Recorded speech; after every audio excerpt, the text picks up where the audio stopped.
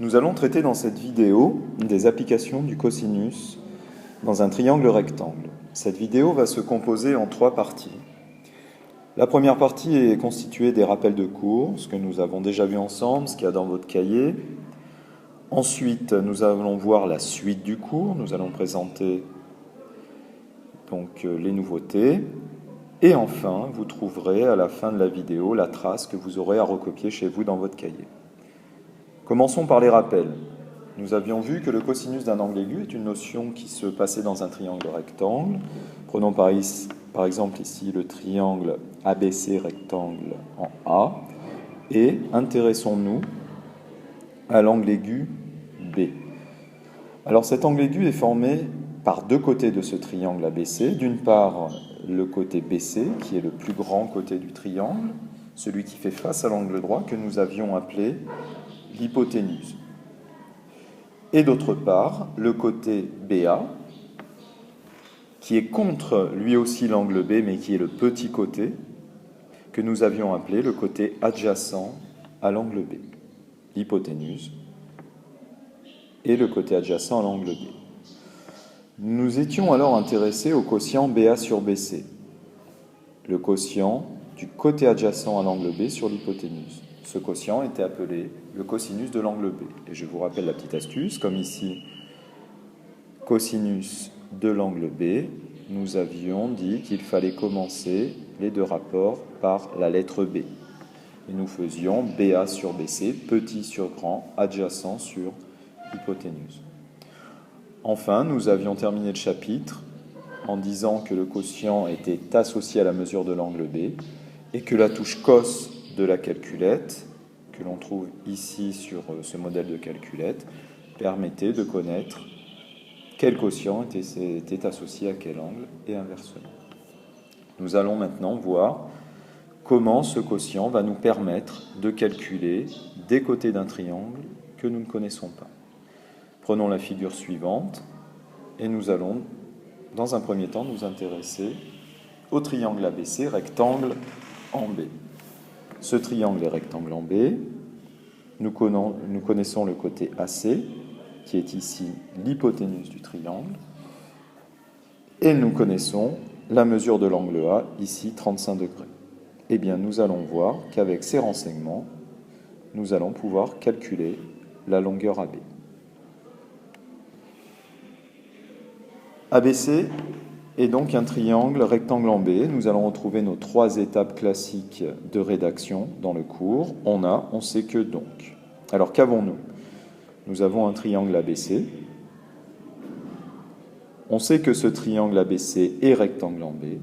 Nous allons donc pouvoir écrire le quotient du cosinus de l'angle A. Alors, cosinus en rouge de l'angle A est égal au quotient, je prépare ma lettre A, du côté adjacent sur l'hypoténuse, c'est-à-dire dans notre figure présente, AB sur AC.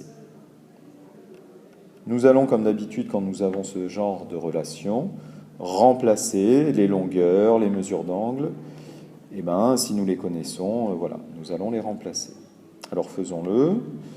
Cos de l'angle A est égal à AB sur AC, nous connaissons la mesure de l'angle A, 35 degrés, cos 35 degrés, est égal à AB, que nous ne connaissons pas puisque c'est la longueur cherchée, sur AC, cette longueur nous la connaissons, elle mesure 8 cm. Nous avons donc une égalité de quotient, et dans cette situation connue, nous allons pouvoir calculer la longueur AB à l'aide de la propriété des produits en croix. La longueur AB est égale à 8 fois cos 35 degrés sur 1, c'est-à-dire 8 fois cos 35.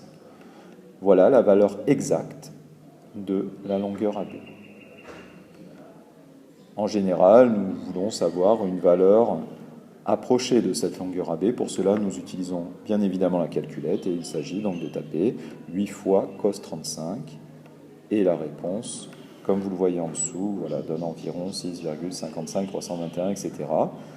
que nous allons par exemple arrondir à 6,6 cm. Voilà pour une valeur approchée au dixième. Voilà comment cette notion de cosinus nous permet de calculer un côté qui manque dans un triangle rectangle. Nous allons traiter d'un deuxième exemple. Prenons maintenant le triangle du bas, le triangle ACD, qui lui est rectangle en C. Reprenons notre rédaction. On a un triangle ACD. On sait d'après l'énoncé que ACD est rectangle en C. Nous allons pouvoir, dans ce triangle, exprimer le cosinus de l'angle A.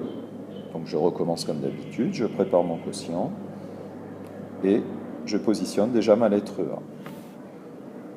Ce quotient, c'est le côté adjacent sur l'hypoténuse, petit sur grand, c'est-à-dire dans notre cas, AC sur AD. Je n'ai plus qu'à remplacer. Alors, cosinus de l'angle A est égal à AC sur AD. Cosinus de l'angle A qui mesure 30 degrés est égal à AC qui mesure 8 cm sur AD, longueur que je cherche. Et je vais, comme tout à l'heure, obtenir la longueur AD à l'aide de la propriété des produits en croix.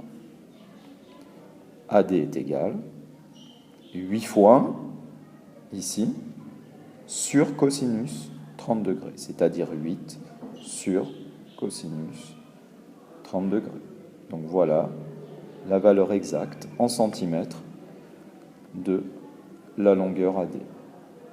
Comme tout à l'heure, à l'aide de la calculette, je vais en avoir une valeur approchée. Vous avez en bas la valeur approchée qui s'affiche, par exemple, environ ici, au dixième près, 9,2 cm. Donc voilà pour une valeur approchée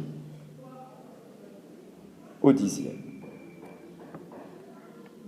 Bien, maintenant vous allez prendre votre cahier de cours et recopier ce que vous voyez ici. Et vous retrouvez en bas la configuration que vous avez vue précédemment. Et je vous demande de reprendre la vidéo et de compléter sous cette figure eh bien, les deux rédactions qui sont utilisées pour, d'une part, calculer la longueur AB et la longueur AD. Bonne vidéo et à bientôt.